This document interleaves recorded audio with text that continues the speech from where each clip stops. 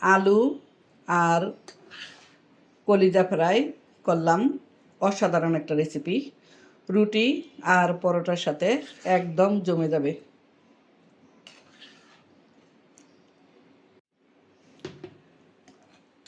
সম্পূর্ণ রেসিপিটা আপনাদের সাথে আজকে শেয়ার করব।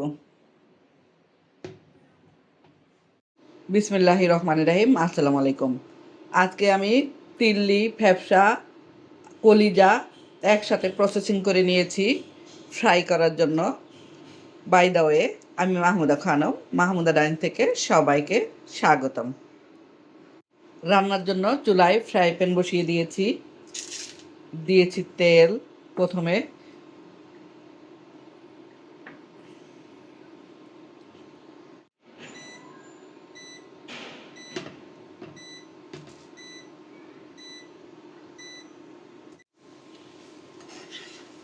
কলিজা তেলের মধ্যে 10 মিনিট ভেজে নিব।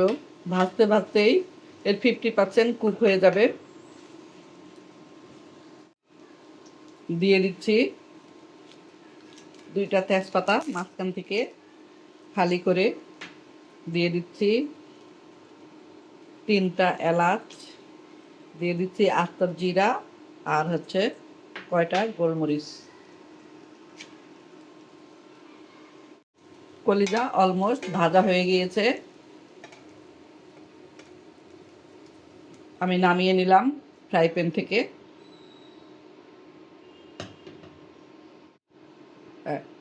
আরও খানিকটা তেল দিয়ে দিলাম, একটু বেশি করে তেল দিলাম। কলিজা ফ্রাই করতে একটু তেল বেশি লাগে, তাই জন্য তেল একটু বেশি দিলাম। দিয়ে দিচ্ছি পেঁয়াজ,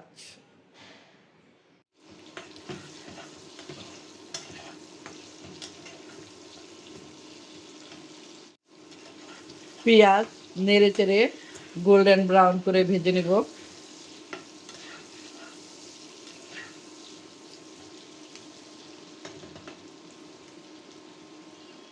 পেঁয়াজ অলমোস্ট ভাজা হয়ে গিয়েছে, দিয়ে দিচ্ছি 1 টেবিল চামচ রসুন, দিয়ে দিচ্ছি আদা বাটা, দিয়ে দিচ্ছি হলুদের গুঁড়া, দিয়ে দিচ্ছি মরিচের গুঁড়া,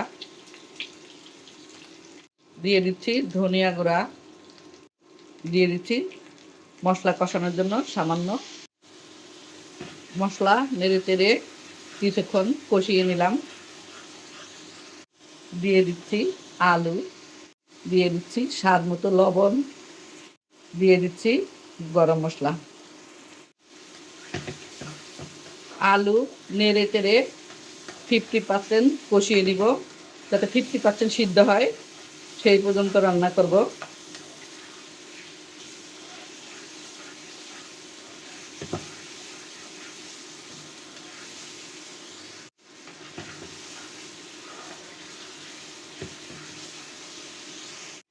আলু সিদ্ধ করার জন্য একটু পানি দিয়ে দিলাম। এখন ঢাকনা দিয়ে ঢেকে কিছুক্ষণ আলু কষিয়ে নিলাম।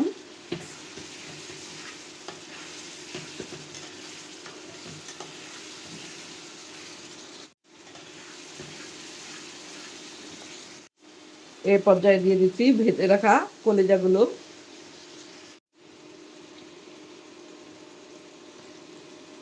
তেলটা কাঁচানির সাহায্যে কাচিয়ে দিয়ে দিলাম।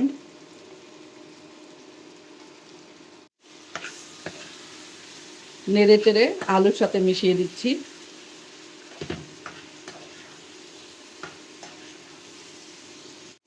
এখন এর সাথে অ্যাড করছি এডিশনাল ফিল্টার করা পানি, দিয়ে দিচ্ছি সামান্য শাহি গরম মশলা।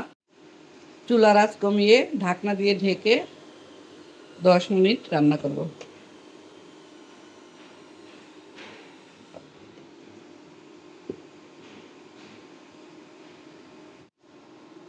হয়ে গেল আলু দিয়ে কলিজা ফ্রাই।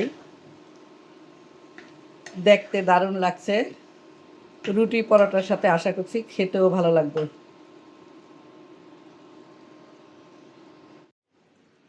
সবাই ভালো থাকবেন, সুস্থ থাকবেন। ফিরে আসবো নতুন কোনো রেসিপি নিয়ে। আল্লাহ হাফেজ। আসসালামু আলাইকুম।